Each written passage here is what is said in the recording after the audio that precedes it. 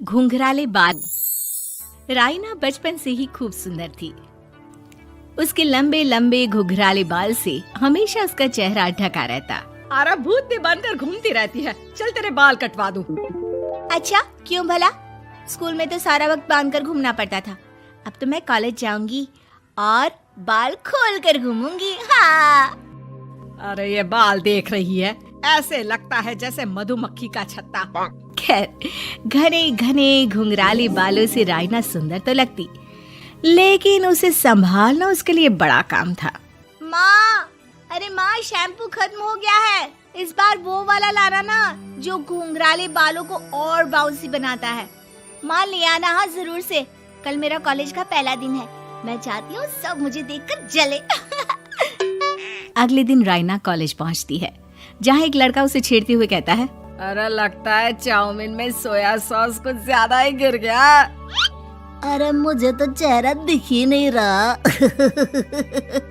लड़कियां भी राइना का मजाक उड़ाती है।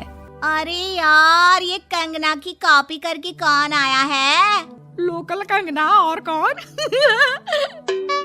राइना को सभी पर गुस्सा आता है, लेकिन वो कुछ नहीं कहती। स्कूल में तो बाल बंधे ही रहते थे, लेकिन कॉलेज में राइना एक लड़की से कहती है, हाय, मेरा नाम राइना है, मुझे आर्ट्स डिपार्टमेंट में जाना है।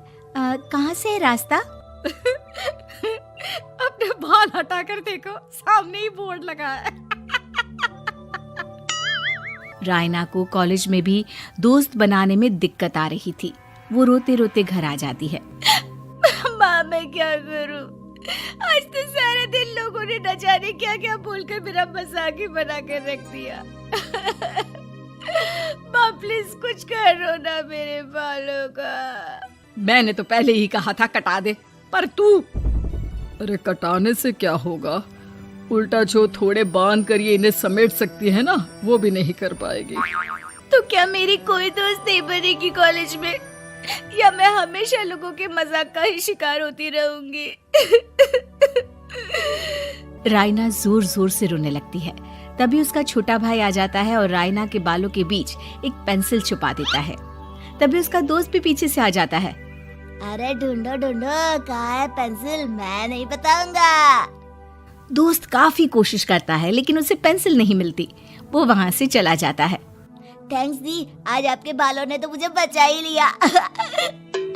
अच्छा, बहुत दिनों के बाद बालों को लेकर कुछ अच्छा सुनने को मिला। मुझे भी पहले लगता था कि मेरे बाल सबसे सुंदर है, लेकिन अब पता चला। अरे क्या पता चला, क्या हो गया? देख, किसी भी चीज के ना दो पहलू होते हैं। या तो तुम बालों से ही लोगों का मन जीतो, या फिर रोती रहो। अब ऐसे घने बाल तो तुम्हें भगवान ने दिए हैं। राइना को पिता की बात समझ में आ जाती है।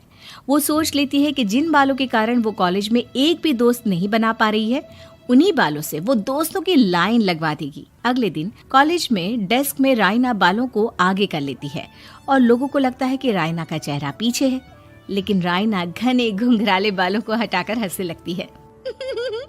देखा मेरे बालों का कमाल, इससे मेरा चेहरा भी नहीं दिखता और मैं चलती क्लास में सो भी सकती हूँ। सभी राइना को देखकर हंसने लगते हैं।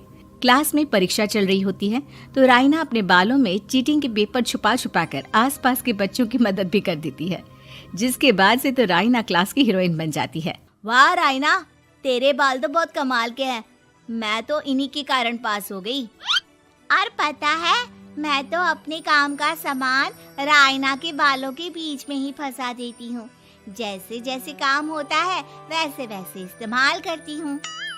अब तो क्लास में हर कोई राइना के साथ बैठने की जिद करता।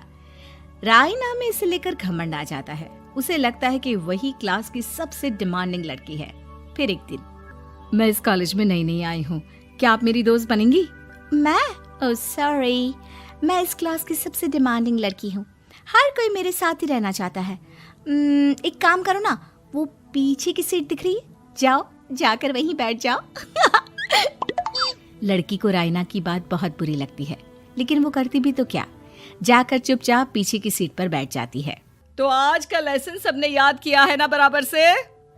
जितनी भी चीटिंग करने वाली लड़कियां थी, वो राइना के पीछे जाकर बैठ जाती है और जोर से चिल्लाती है, जी मैम, सब कुछ याद है, कहीं से भी पूछ लो, हम तो मास्टर हैं मास्टर। क्यों? ये बोलकर वो रायना के कंधे पर हाथ रख देती हैं। रायना भी खुश होती है कि कॉलेज की सबसे स्मार्ट लड़कियों का ग्रुप उसका दोस्त है। पीछे बैठी वो लड़की देखती है कि कैसे मैडम के सवाल लड़कियां रायना के सर को देखकर दे रही है। शाबाश, मुझे खुशी है कि तुम लोग इतनी अच्छी पढ़ाई करने लगी हो। मैं प्रिंसिपल से कहकर तुम लोगों की स्कॉलरशिप की बात करूंगी, जिससे तुम लोगों के माता पिता का पैसा जो फीस में लग रहा है वो बच जाए। सभी लड़कियां खुश हो जाती हैं। टीचर के जाने के बाद एक लड़की कहती है, गर्ल्स, अब हम लोग ना सिर्फ सबसे स्मार्ट बल्कि सबसे इंटेलिजेंट भी हो गए हैं। इसी बात पर आने वाले संडे को मेरे घर पर पार्टी, सबको आना है, ओके? सभी लड़कियां पार्टी के लिए एक्साइटेड हो जाती हैं। रायना भी। माँ, मेरे कॉलेज की सबसे स्मार्ट लड़की ने पार्टी रखी है संडे को। मैं भी वहाँ सबसे अच्छी दिखना चाहती हूँ, लेकिन ये बाल। घुंघराले बालों का तो कर भी क्या सकती है। तभी उन लोगों की नजर पार्लर के एक इश्तिहार पर पड़ती है जो 3000 रुपए में बाल स्ट्रेट कर रहा था। माँ, मुझे पैसे देना, मैं बाल सीधे करवा कर आती हूँ। संडे को पार्टी में सबसे अच्छी लगूंगी। बस फिर क्या था, अपने घुंघराले बालों को रायना पार्लर जाकर स्ट्रेट यानी कि सीधा करवा लेती है। और फिर पार्टी वाले दिन, हाय गर्ल्स, कैसी लग रही हूँ मैं? ओह नो, शिट, ये क्या करवा लिया बालों का हाल? और जिसके घर पार्टी थी वो लड़की, अरे ये क्या करवा लिया? तुम्हें मालूम नहीं है, जिस बालों में चीटिंग रखकर हम लोग टीचर के अगर इम्प्रेशन जमाते थे, उन बालों को तुमने। अरे हमें तो स्कॉलरशिप भी मिलने वाला था, अब तुमने बाल सीधे करवा लिए। अब तुम हम लोगों के लिए किसी काम की नहीं हो। अरे लेकिन हम दोस्त तो है ना, क्या मैं अच्छी नहीं लग रही हूँ? हमें तेरे अच्छे और बुरे लगने की कोई जरूरत नहीं है। हम लोगों को तेरे बालों से फायदा था, अब वो नहीं है तो हम तेरे दोस्त भी नहीं है। जा जाकर बाल वापस घुंघराले करके आ, तभी तो हम लोगों की दोस्त बन सकती है। रायना रोते रोते घर आती है और माँ को सारी बात बता देती है। माँ, ला पैसे दे, मैं बाजार जाकर बाल ठीक करा के आती हूँ। लेकिन माँ, मुझे ये बाल बहुत अच्छे लग रहे हैं, काश ये बाल मैं पहले ही सीधे करवा लेती। देख बेटा, पैसे तो मैं तुझे दे दूं, लेकिन वैसे बाल करके तू फिर ऐसे दोस्त बनाएगी जो तेरे साथ मतलब के लिए जुड़े हैं। लेकिन इन बालों में तू ऐसे दोस्त बनाएगी जो तेरे साथ जीवन भर का साथ निभाएंगे। रायना को माँ की बात समझ में आ जाती है।